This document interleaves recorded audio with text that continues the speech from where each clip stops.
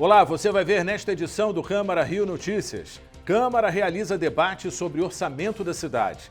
Procura por financiamento da casa própria aumenta no primeiro semestre de 2020. Mesmo com a pandemia, 85% dos canteiros de obra da construção civil não pararam de funcionar no Brasil. Este é um dos motivos para explicar o aumento do financiamento imobiliário de 15% ao longo do primeiro semestre deste ano, em comparação com o mesmo período do ano passado, de acordo com especialistas do mercado. Bondinho Pão de Açúcar tem ingresso a R$1.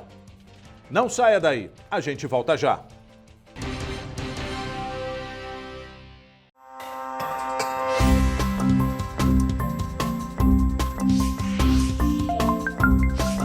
Dia 12 de novembro é o último dia para a divulgação da propaganda eleitoral gratuita na rádio e na televisão, relativa ao primeiro turno.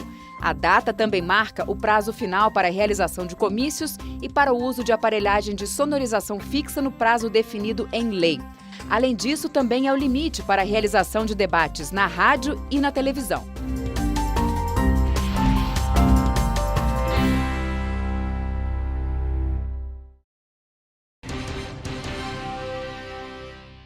A gente começa essa edição do Câmara Rio Notícias com o orçamento da cidade. A Câmara realizou debate público para discutir a viabilidade econômica de projetos enviados pela Prefeitura. Entre os projetos estão a redução no IPTU, o perdão de débitos com taxas municipais, o cancelamento de multas aplicadas ao comércio por descumprimento de medidas de combate à Covid-19, remissão de isenção de taxa de licença para estabelecimento, taxa de autorização de publicidade e taxa de uso de área pública. Durante a audiência, a secretária de Fazenda, Rosiméria Azevedo, técnicos da pasta e o procurador-geral do município deram explicações sobre os projetos que foram enviados à Câmara pelo Poder Executivo. A perda de receita em 2021 é cerca de 370 milhões. Tá? Como ela foi calculada, o Henrique Cantarino, que foi a pessoa, o técnico que fez o cálculo, ele pode explicar. Ele fez a comparação em termos de arrecadação, que se arrecadou com o que comparou o ano de 2019, que foi um ano fechado, com o ano de 2017. Ele me corrija se estiver errado, ele vai explicar melhor. Não temos mecanismos compensatórios, tá? Segundo, de acordo com o entendimento da Procuradoria, estamos dispensados desse mecanismo em razão da 173, mas o fato é que a perda de receita, a queda da receita em 2021 será de 370 milhões, que deverão ser ajustados no nosso orçamento. A ideia básica é, através de uma redução da carga tributária, incentivar empresas que tenham fechado as portas a reabrirem até o dia 31 de dezembro. E a redução de carga tributária, de uma forma geral, servir de alívio para que as pessoas possam ter um alento nesse momento, né? Porque as dificuldades, o desemprego bateu a porta de milhares de pessoas. Vereadores criticaram a aprovação de projetos de redução de benefícios fiscais faltando 10 dias para as eleições.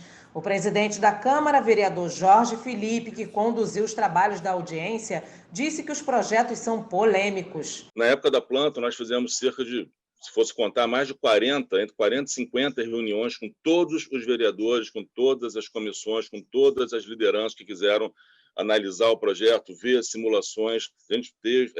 A Fazenda teve aberta durante todo aquele período de elaboração da planta de 2017 para tirar quaisquer dúvidas, apresentar projeções, etc. Após a aprovação da lei, todas as nossas projeções, sem exceção, se confirmaram. O que foi aprovado foi exatamente aquilo que foi apresentado para os vereadores.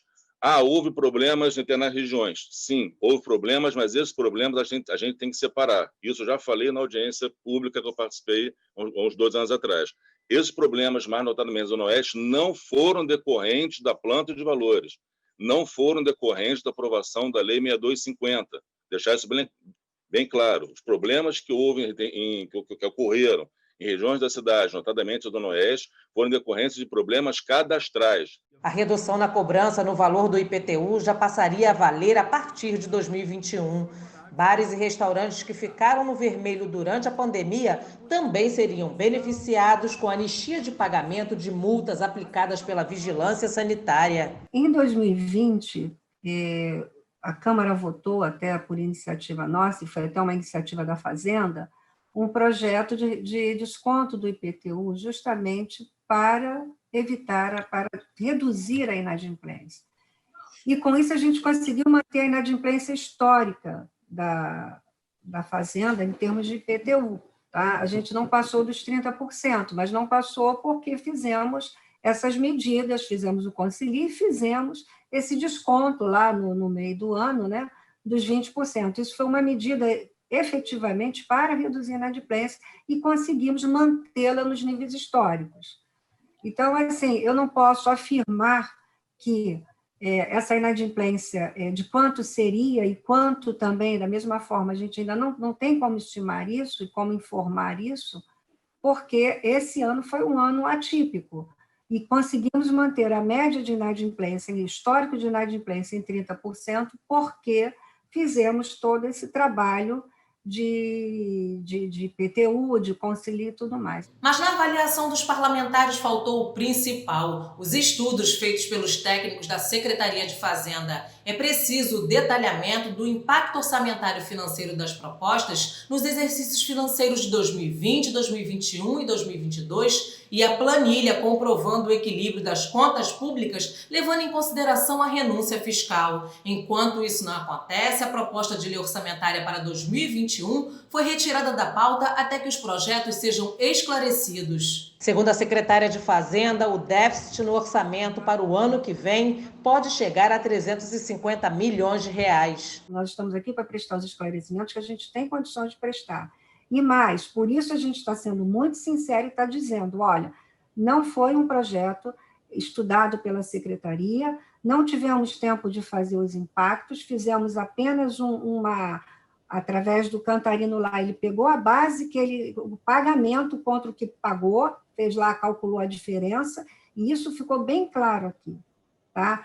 Essa questão do orçamento, a gente vai ter que sentar com o IPTU e entender o que mais compõe essa base que foi enviada para a gente como projeção.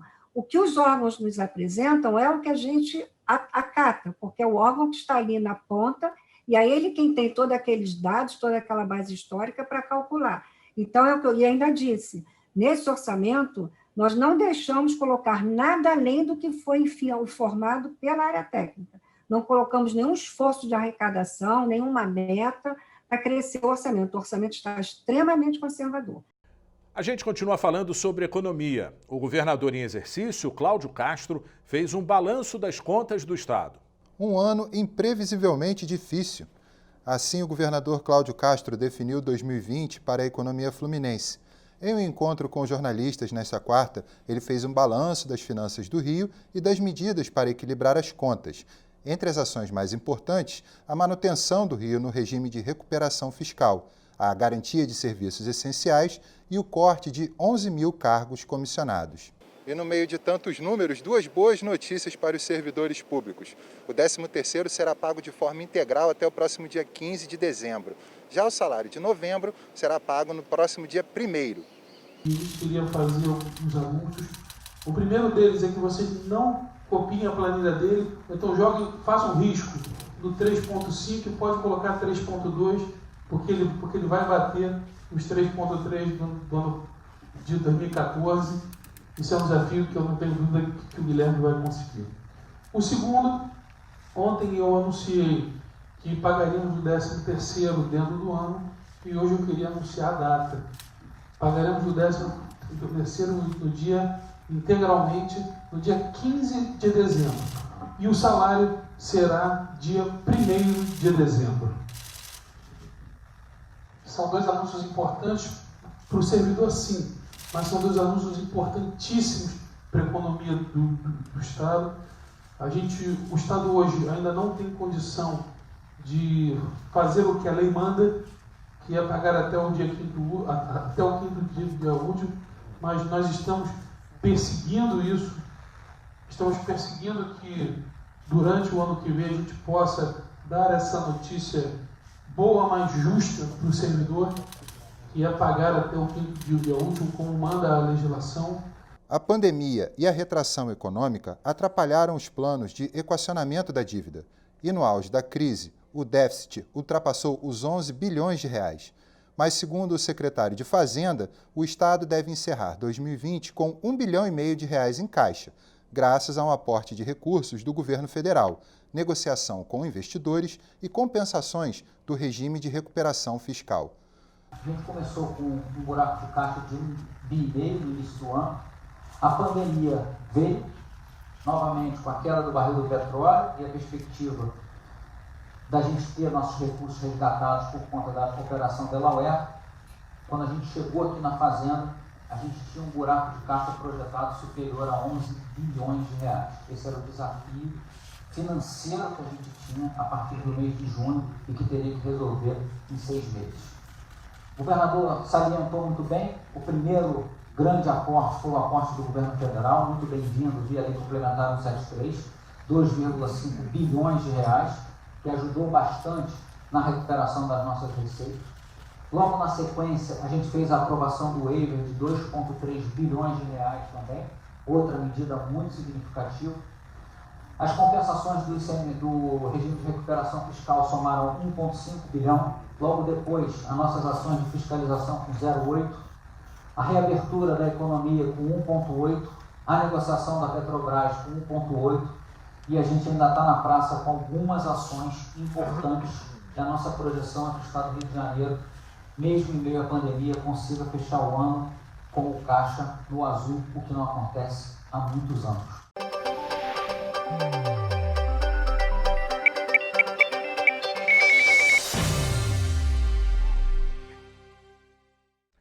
Eleições 2020. Guarda Municipal vai atuar com 960 agentes para garantir a segurança na votação.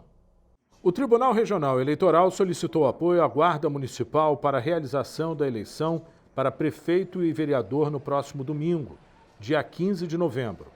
No total, serão 960 agentes, divididos da seguinte forma: 520 guardas vão atuar em 141 pontos de votação, realizando ações de ordenamento, fiscalização de trânsito e impedindo aglomerações. Os demais 440 vão estar em unidades operacionais no entorno dos locais da votação e poderão ser acionados em caso de necessidade. A Guarda também vai apoiar o transporte e distribuição de urnas eletrônicas. O pedido do TRE ocorre um dia depois do governo do Estado anunciar o apoio de 600 agentes que trabalham nos programas Segurança Presente, Lei Seca e Marcha pela Cidadania e Ordem. Eles se somam aos cerca de 30 mil policiais que estarão posicionados em quase 5 mil locais de votação. E você vai assistir no próximo bloco. Bondinho Pão de Açúcar faz promoção. O ingresso vai custar apenas R$1. Segurança, economia e praticidade. O e-Título está cheio de novas funções e muito mais seguro. O usuário consegue resolver um montão de pendências sem sair de casa. Pode emitir certidões e consultar o local de votação. Também permite, no dia da eleição, justificar a ausência às urnas. E a sua foto vai voltar a aparecer no app. Olha que legal! Ah, e ele também ganhou uma central de notificações, que envia ao eleitor mensagens de combate à desinformação e também lembretes sobre o dia das eleições. Você pode baixar o e-Título pela App Store ou pelo Google Play. Não vai ficar sem o app, vai!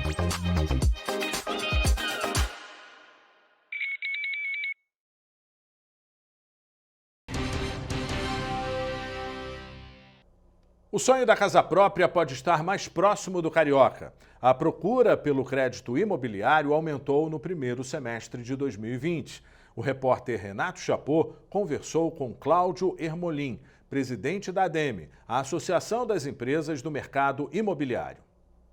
Mesmo com a pandemia, 85% dos canteiros de obra da construção civil não pararam de funcionar no Brasil. Este é um dos motivos para explicar o aumento do financiamento imobiliário de 15% ao longo do primeiro semestre deste ano, em comparação com o mesmo período do ano passado, de acordo com especialistas do mercado. Mas existe também um outro motivo que explica o aumento deste financiamento: a taxa média de juros, que em julho foi de 7,16% ao ano, a segunda menor da série histórica, que é medida desde 2011. O crédito imobiliário ele é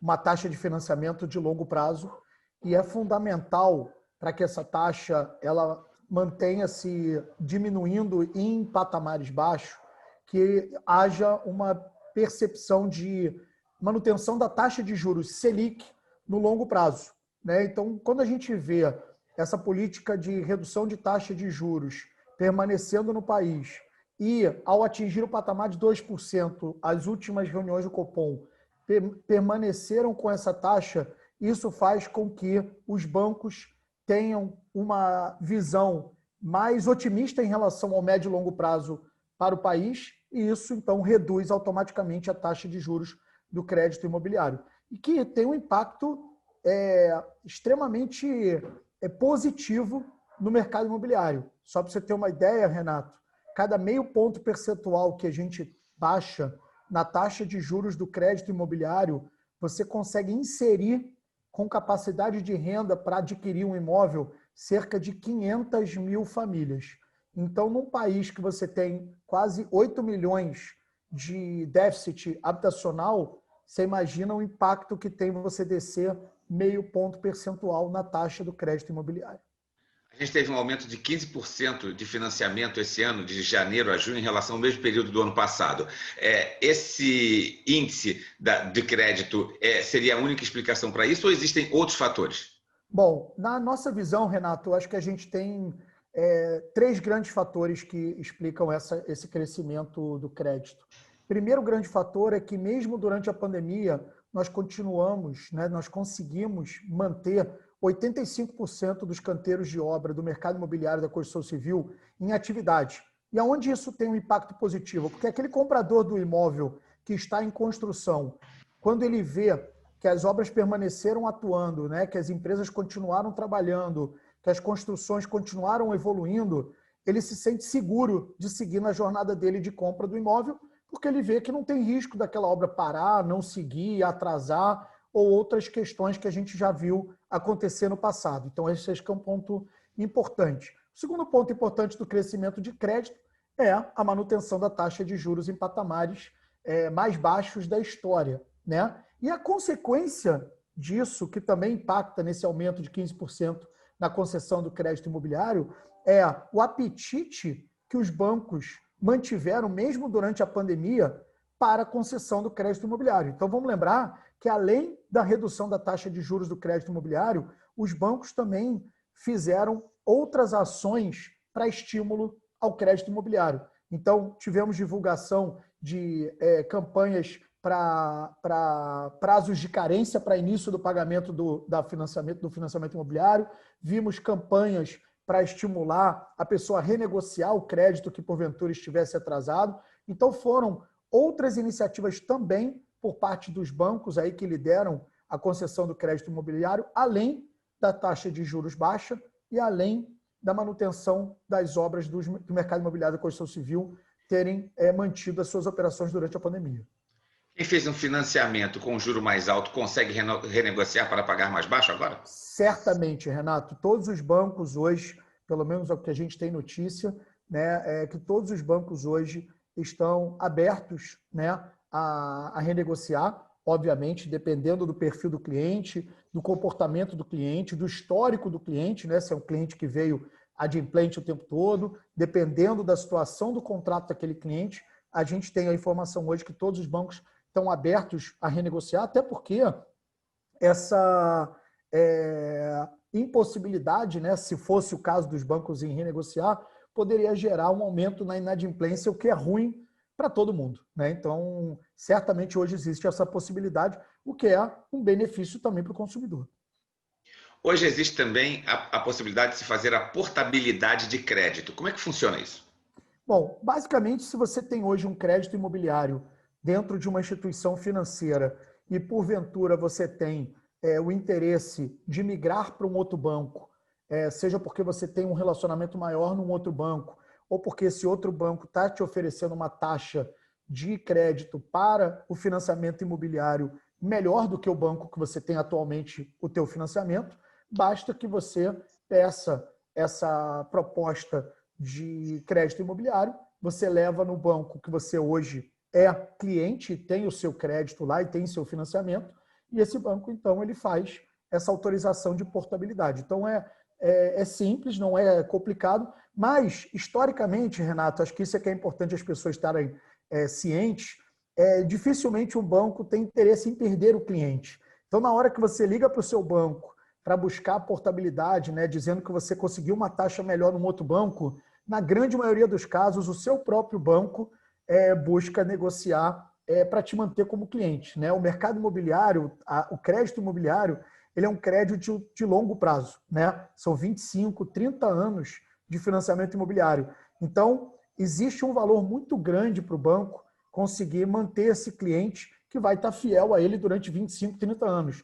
Então, na grande maioria dos casos, a portabilidade acaba não acontecendo porque o banco no qual você hoje está com o teu crédito imobiliário busca uma negociação para reduzir a tua taxa, fazendo com que você permaneça nele, porque acaba gerando um relacionamento com aquele cliente de longo prazo. O Detran anunciou que vai realizar mutirão no próximo sábado, dia 14, especialmente para quem precisa tirar a primeira habilitação. Serão 8.000 vagas em 22 postos em todo o estado. Mas atenção, é preciso fazer o agendamento pelo telefone 3460-4040 ou final 41 ou 42. Esse agendamento também pode ser feito no site detran.rj.gov.br. A Agência Nacional de Vigilância Sanitária autorizou a retomada dos testes da Coronavac. A agência tinha suspendido a pesquisa da vacina após o que chamou de evento adverso. Quem tem as informações é a repórter Simone Braga. A Agência Nacional de Vigilância Sanitária, Anvisa, autorizou nesta quarta-feira a retomada dos testes da vacina contra a Covid-19 Coronavac. A vacina é produzida pela empresa chinesa Sinovac Biotech em parceria com o Instituto Butantan no Brasil. A agência tinha suspendido os testes após o registro de um evento grave adverso. Segundo a Anvisa, após avaliar os novos dados apresentados pelo patrocinador depois da suspensão do estudo, a agência entendeu que tem subsídios suficientes para permitir a retomada da vacinação e segue acompanhando a investigação do desfecho do caso para que seja definida a possível relação de causalidade entre o evento adverso grave inesperado e a vacina durante os testes na fase 3. O evento grave informado na nota da Anvisa foi a morte de um voluntário. De acordo com o boletim de ocorrência registrado em São Paulo, a morte aconteceu em decorrência de um suicídio. A suspensão provocou críticas do Butantan, que defendia que a morte não tinha relação com a vacina e que teria sido avisado da suspensão dos testes pela imprensa. Em resposta, a Anvisa afirmou que as informações fornecidas à agência sobre o caso foram insuficientes e incompletas e que avisou o Butantan 38 minutos antes de divulgar a informação. A Anvisa ressaltou também que a suspensão dos testes não significa necessariamente que o produto não tenha qualidade, segurança ou eficácia e seguirá acompanhando as investigações. O Bondinho Pão de Açúcar é um dos principais pontos turísticos do Rio de Janeiro. A atração preparou uma surpresa para quem faz aniversário entre os dias 16 de março e 14 de agosto. Esse foi o período que o local ficou fechado por causa da Covid-19. O ingresso vai custar apenas R$1. O Bondinho Pão de Açúcar foi reaberto no dia 15 de agosto. Ele ficou fechado por quase 5 meses devido à pandemia do novo coronavírus. E a atração turística resolveu fazer uma promoção justamente para recuperar esse tempo que ficou sem funcionar. A campanha se chama Aniversariantes da Quarentena. Durante todo o mês de novembro, quem fez aniversário entre os dias 16 de março e 14 de agosto vai pagar apenas R$1 no ingresso do bondinho, mas há condições. É preciso que esse aniversariante tenha nascido ou seja morador da cidade com a comprovação de documento.